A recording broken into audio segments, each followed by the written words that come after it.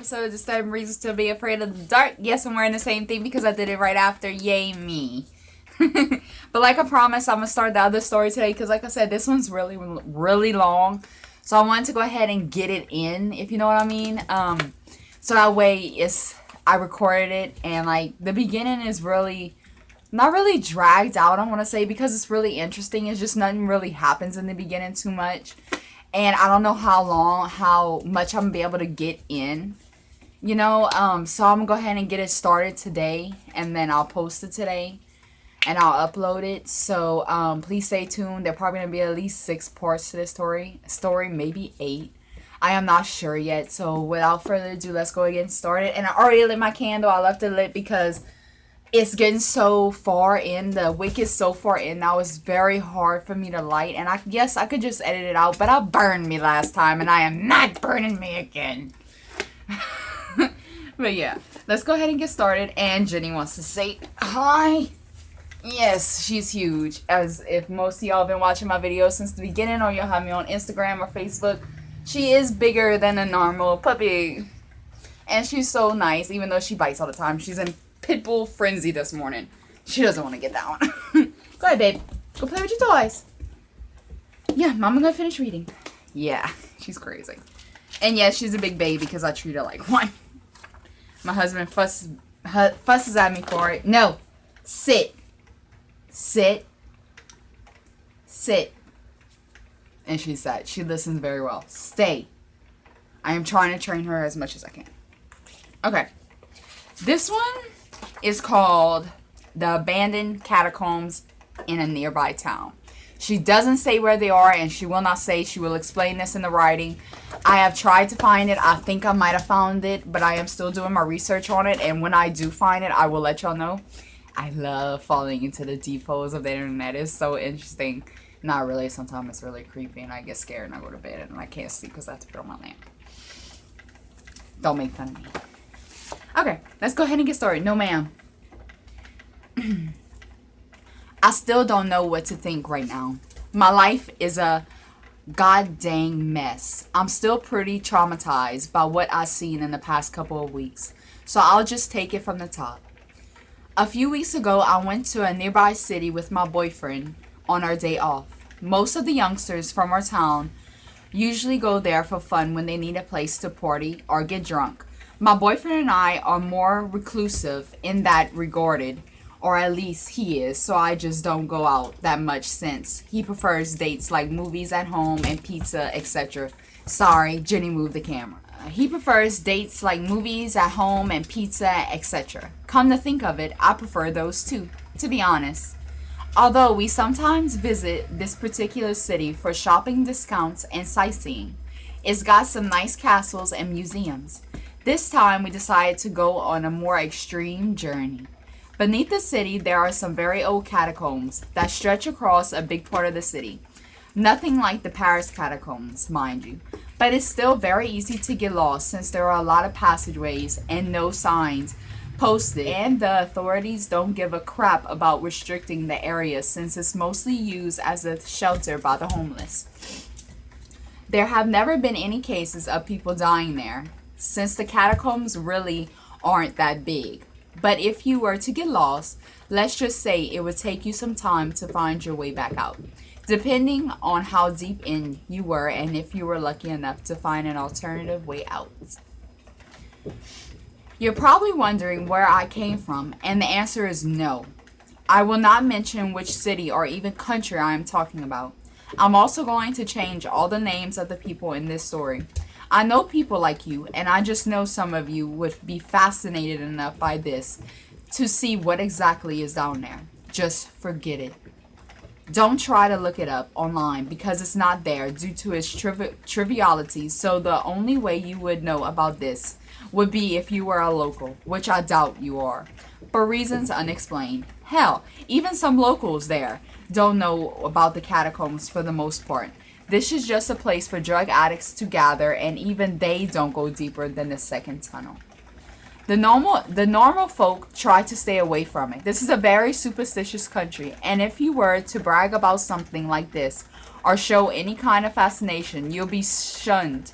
Anyway, back to the main story. Instead of shopping and eating junk food, we decided this time to visit the underground place and venture deeper than the average drug addict Joe. At the request of my friend Graham, that accompanied us, actually, I didn't even know much about the place until he came up with the idea. One night, he just called me when he was bored to suggest it. Hey, let's go to the city tomorrow, he said ecstatically. Yeah, sure, why not? I replied in a matter-of-fact kind of way. The usual place to eat and drink? Fudge, no! My eardrum pulsated when he screamed into the phone. There's one place we haven't seen yet. You may not be so thrilled about it, but James is gonna love it. What is it, a sex museum? No, what? No, god dang it. Didn't you guys already visit one of those? Well, it wouldn't hurt to go again. Maya, I said something James would like, not you. Anyway, apparently there are some catacombs beneath the city which can be used to travel all around the city. I didn't respond at that moment. I wasn't sure if he was screwing with me. Come on, Maya, it's gonna be awesome. I don't know, man. Catacombs are kind of scary. Aw, come on. We always do the same stuff. Let's try this out for once. Plus, you said James always wanted to visit one of those haunted places. I mean, this one is not technically haunted, but you know. Can we even get in there? How did you hear about this? Sorry, it is pouring butt outside, and I'm sure you can hear it, so I'm going to try to talk louder. I probably won't be able to mute it out without muting myself out, so I'm sorry about this. A friend told me about it. Don't worry, it's not like the stuff we hear about in movies. We won't have to sneak past the guards or anything, since the place is deserted. I was really not thrilled by the idea of going underground to a, in mind, place filled with bones of the dead and labyrinth hallways. But Graham was right. James would be excited like a little child to go there. So I decided to bite the bullet on this one, and it was the biggest mistake of my life.